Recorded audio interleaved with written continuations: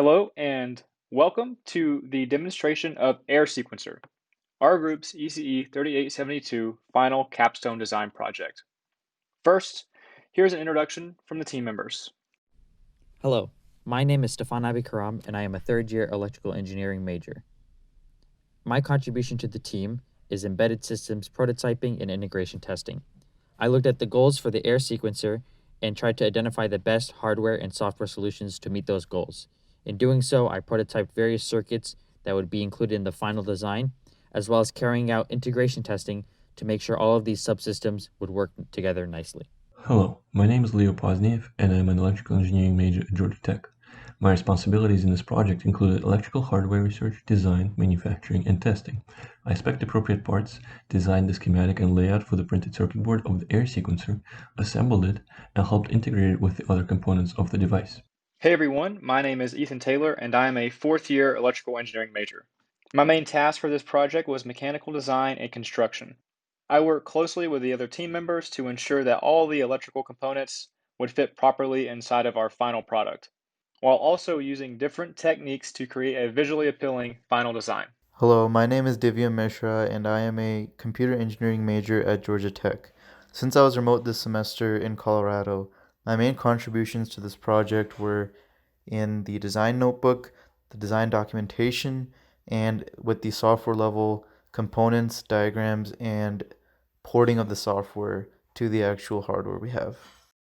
The Air Sequencer is designed as a traditional 8-step sequencer, with the addition of 2 visual indicators for step and pitch. Each of the 8 sliders indicates each of the 8 steps, and the device will step through each slider, reading the pitch from each slider during each step.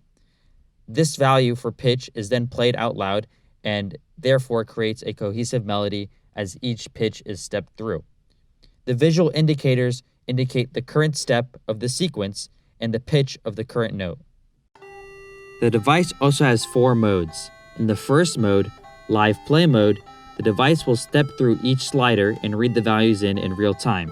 It will then play that note out loud and move the position on the indicators accordingly. In the second mode, record mode, the device will act as if it were in live play mode, but at the same time record each note value into recording memory, which can be up to 64 or 128 notes long. In the third mode, record playback mode, the device then plays the notes from recording memory rather than from the sliders and moves the dials accordingly. In the fourth mode, reset mode, the device will clear the recording memory and go back to the idle state.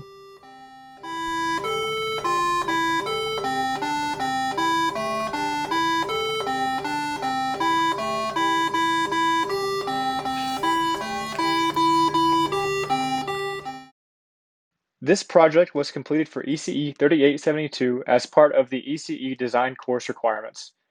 Throughout the semester, we learned a lot about the engineering design process and how to work with a team under challenging conditions. We believe that we were able to work together to create a fun and unique product, and hopefully you all feel the same. Feel free to keep watching the video to see an in-depth guide on how to use and interact with the device. Thank you.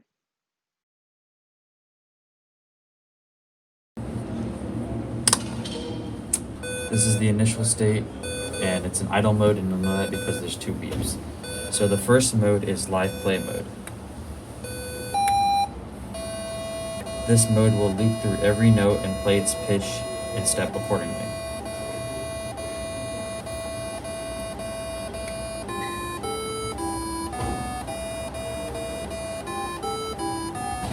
I can exit this mode by hitting live play mode again. The next mode is record mode. This mode will play the notes and also record the notes along the way and throw them into the memory.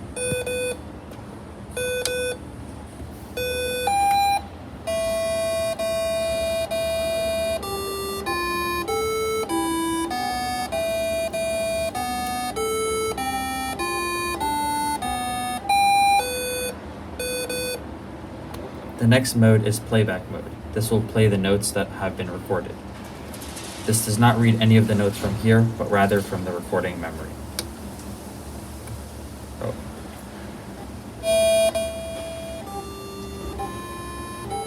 You also have speed control in this mode. This mode will loop through the recorded part of the recording memory over and over again. To exit this mode, you can hit recorded play mode again. If I try to record over the full memory, it will enter and exit the mode, indicating the memory is full. To clear the memory, I can hit reset, and if I hit play, you'll notice there's no recording memory. Now I can record a new sequence.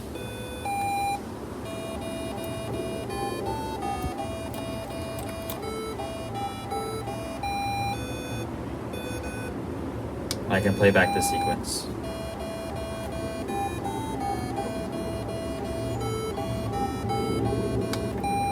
At any time, I can also go back into live play mode and mess around with the notes to come up with different melodies.